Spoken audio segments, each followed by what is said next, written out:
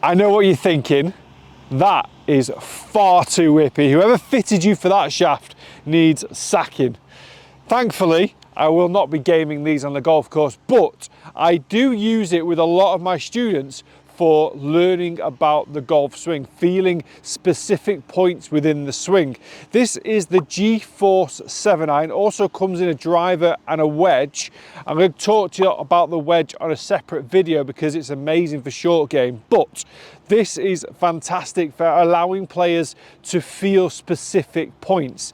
Now, if I was to take my setup and if I'm let's say for example, if I'm a golfer that whips the club too much on the inside, the shaft will start to move the club further around my body, which is not where I want the club to go.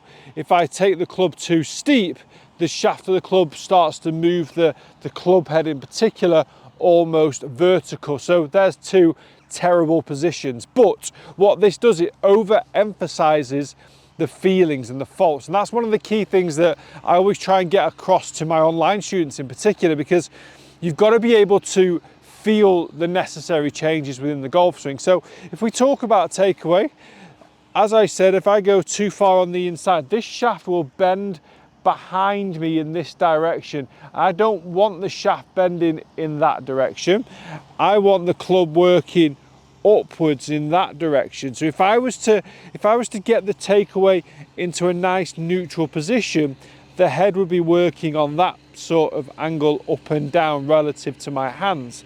If I was to get the club too far behind my body and my trail wrist was to flip the club on the inside too much, which is a very common fault that I see, the shaft now pushes the club head side to side. So it overemphasizes that feeling of an inside takeaway.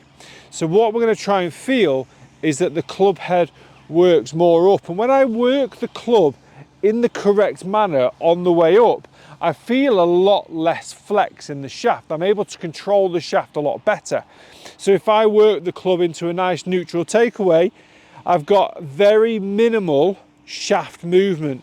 Obviously there's a little bit in there because you've seen how flexible it is, but very minimal shaft movement up to the top and through the golf swing. If I work the club inside, the momentum of this flicking action on the inside really bends the shaft too much. Also then on the way down, I've got to overemphasize an over-the-top transition, which now gets the golf club going in that direction. So for the majority of the golf swing, this club head spends a lot of its time working side to side relative to my grip, which is a bit of a disaster really. We don't want it working in that direction. Get the club into a nice takeaway and I feel a lot less movement from the golf club. I feel a little bit on my transition, obviously because again the shaft is very flexible, but I'll be able to feel a more consistent movement throughout my transition if I get the club working on the correct plane.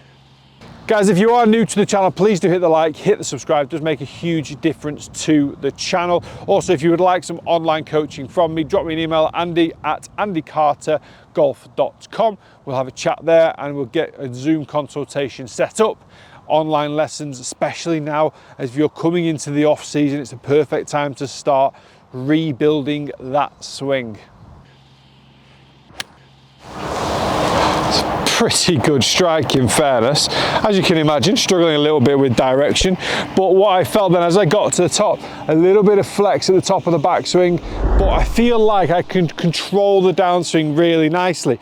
Now for me, my technical swing fault would be to actually get the club a little bit too steep, so I'd feel the club still kind of flex upwards but too much, but then I would be one of those that tries to find that slot.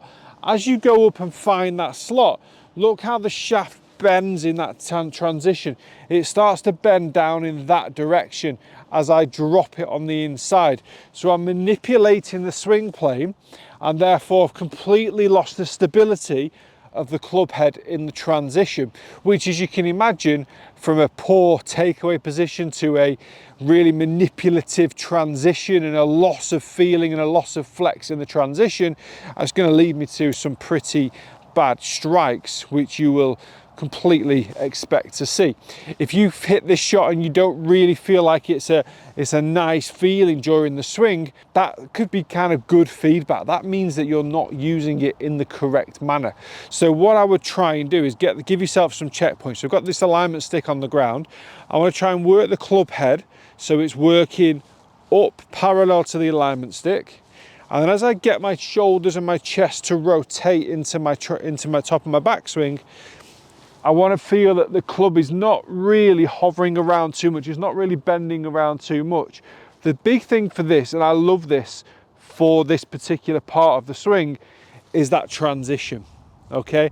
If I make the correct transition, this shaft stays super, super connected to my golf swing, and that's the way I feel with it. I feel like I've still got it under control.